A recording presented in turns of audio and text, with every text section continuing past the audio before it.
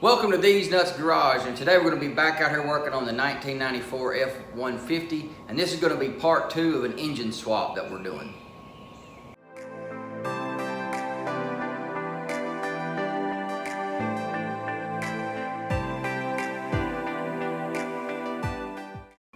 Alrighty, so what you've seen in the last video was that we tore the engine down, took the top part, the pelham off, all the wiring. We got it torn down so that way we could flip the engine upside down, and that's the way it's standing now.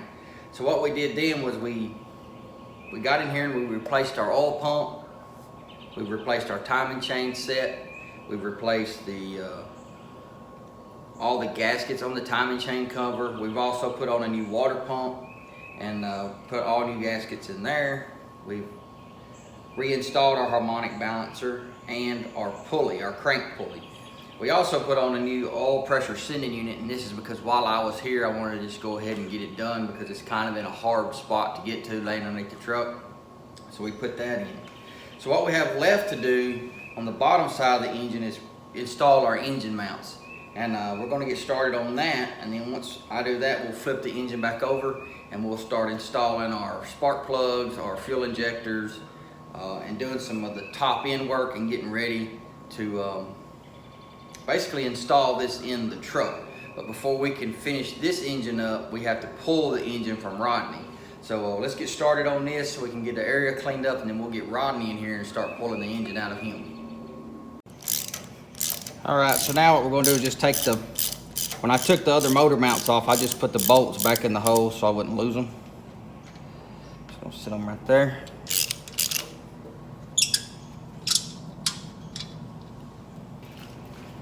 Just gonna squirt a little PB blaster in it just to make it a little bit easier putting it on. Basically, it just sits down on it. These are universal for each side, so the left will, fit the right, and the right will fit the left. And once I get them on there, I'm probably gonna torque these down to probably about 75 foot-pounds.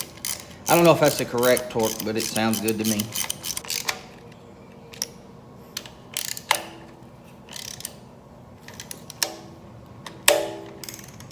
All right, I think I got it set on 80. Let's just hope I don't break the bolt.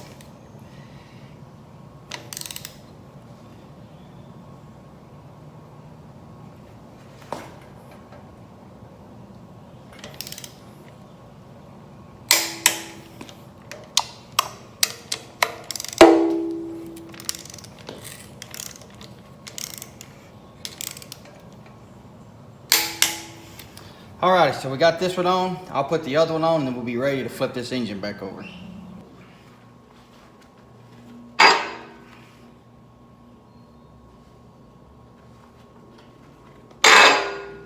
Alright, so now what we're going to do is we're going to remove our fuel rail.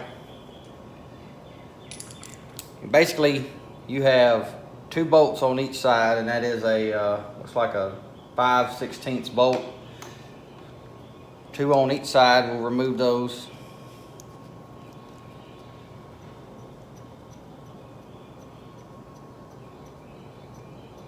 Now, I already had these fuel injectors, so this is something that you wouldn't necessarily have to do. But being that I already have a new set, I'm just going to go ahead and throw them on. And probably what I'll do is once I remove this fuel rail, which is this chrome thing, I'll probably run some carburetor cleaner or something down through it just to kind of flush it out. Not going to really do a lot to it, but it should just kind of pop right up off of your injectors. Maybe.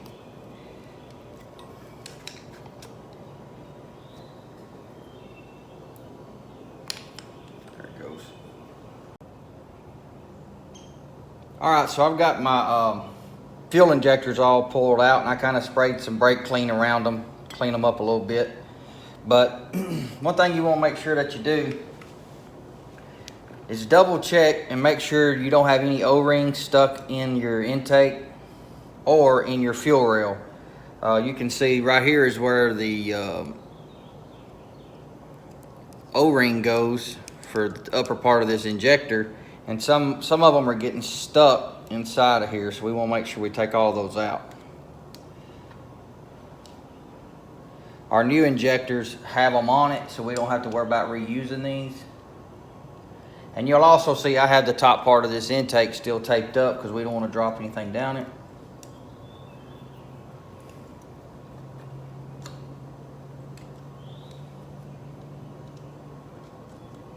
And now that we have all of our O-rings out of our fuel rail, what we'll do is sit it to the side, and what I'm going to do is go in and install all of our new injectors. And what I'll do is I'll put a little oil, I have a little bit of oil right here. I'm going to put it around all the O-rings so we're not putting it in dry, and around the top. I'm just going to put my finger on it, and this is just 2-stroke oil or 4-stroke, whatever it is. Yeah, two-stroke, 2-cylinder oil.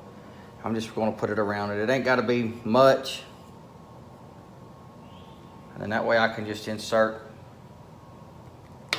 You'll hear it pop down in there. And then now what I'm going to do is I'm going to put the rest of the 8 of them in, and I'll come back and we'll install our fuel rail.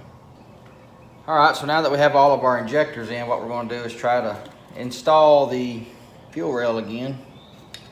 Just kind of got to slip it down in there.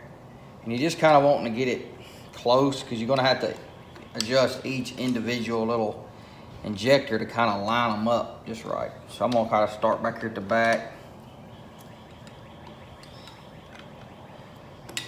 All right, we got that one kind of close. We're just trying to get them all close. And just remember to be careful. Make sure all your injectors have O-rings on them. So now we're kind of roughly lined up with all of it. So what I'll do is I'll just press down.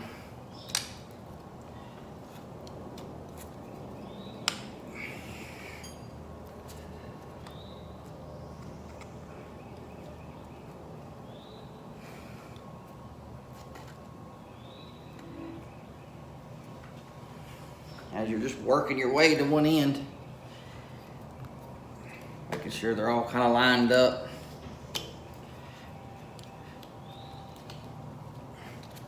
You want to just go back and press down, even after you get them all what you think they're snapped in. Just press down again, make sure they've got a really good seat.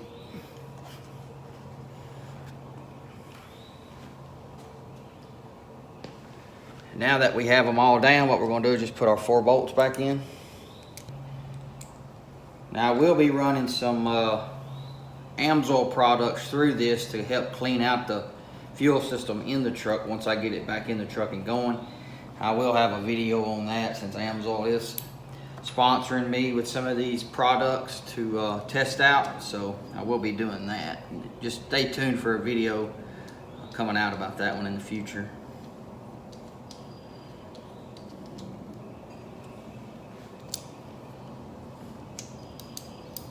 All right, so all I'm going to do now is just snug these up. Being that this is an aluminum intake, it doesn't have to be really tight, and because I don't want to strip out my threads. I'm not going to torque these down or nothing. They're not really that, I'll say, important. So there we go, we got that. All right, so what I'm going to do now is I'm just going to show you how I'm going to do one side for the valve cover gaskets. And all I have is like a little Scotch-Brite pad. You want to make sure you don't have any of the old gasket material on here. So what I'm doing is just taking this and running over it now. If you have an old cork gasket or something like that, you may need to get a straight edge or a putty knife or something and really get this gasket material off of here. Now this truck had like a rubber and steel gasket that was on it, so it actually didn't leave any of the residue from the old gasket on here. It's actually a really nice gasket. I wished I was going back with that, but the gasket set that I got just came with old cork style gasket, so that's what we're going to be putting on it. All right, so here's our valve cover from the driver's side, and I basically just cleaned it up real quick and put some paint on it. It's not perfect, but it's an old truck, and I was just trying to keep some of the bare metal from rusting on it, looking kind of crappy. So basically, here's the gasket that we're going to be using. This is a quart gasket, and the passenger side and driver's side are the same type of gasket, the way they look, but they'll only go on one way. So you want to make sure you get your gasket out and kind of line it up, make sure all your holes line up here. Now, what I'm going to be using today is going to be some Right Stuff silicone or permanent. I guess this is a Gasket Maker by Permatex. Now, what I'm going to do is just basically put a bead around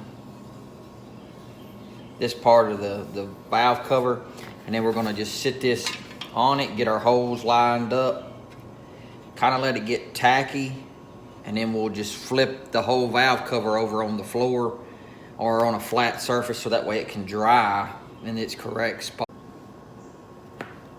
All right, now we have our Permatex on there. It's not pretty, but it'll work. Just gonna lightly lay it over our valve cover. Try to get our holes lined up. I'm kind of smushing this down as I go,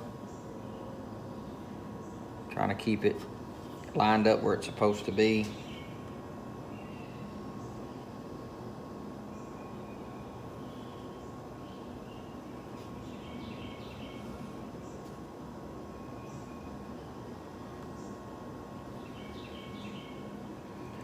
And as this starts getting tacky, what I'm going to do is just kind of holding it in place. I'm going to take a punch or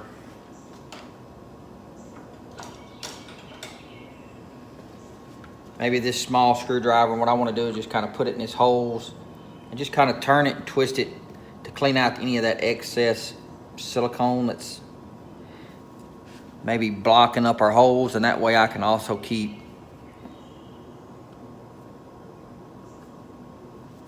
my holes clear and make sure they're lined up with the valve cover.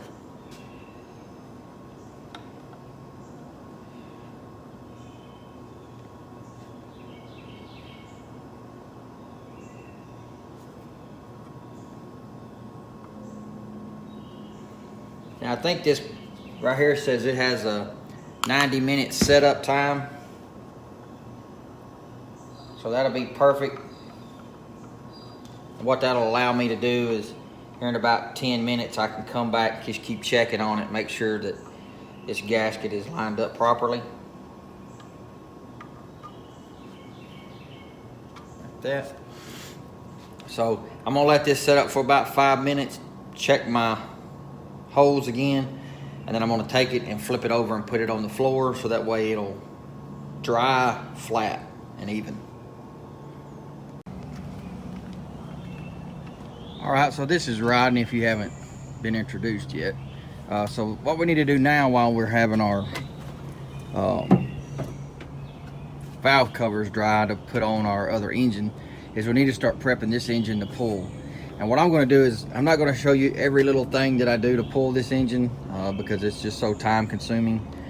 But what I will do is I'm basically just going to come in and show you what my progress is.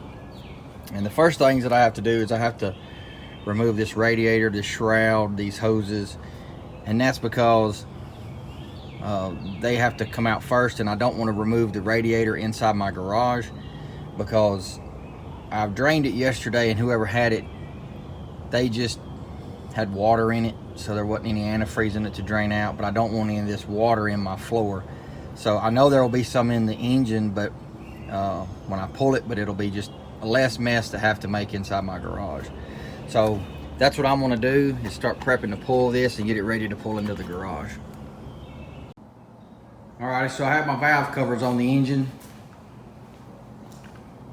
When you're taking these valve covers off, remember where your bolts go. They're kind of different. These have kind of studs. Those have studs on them, and on the opposite side has studs. Just pay attention to where those go. I torqued those at like 4 foot-pounds. That's all it requires from the factory. So I got both sides on. So now all I have left to do is just throw some spark plugs in it. And these are going to be just the original Motorcraft spark plugs that came in this truck. I'm going to gap them at 54 thousandths and then put some anti-seize on them and just go ahead and put them in now, so that way I don't have to worry about doing it once it's in the truck. So that'll be my next thing, and then we'll start making room in the garage to bring old Rodney in here to get her or him get this motor pulled out.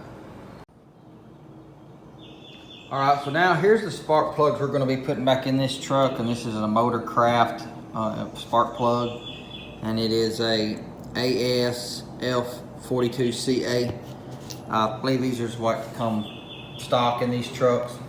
Somebody had replaced them. These are the spark plugs that come out of them. They look pretty evenly burnt for the most part. They look just a little old, wore out. But those are an auto light spark plug. But I'm gonna gap these to 54 thousandths like I said earlier, and we're gonna just quickly install these into the engine.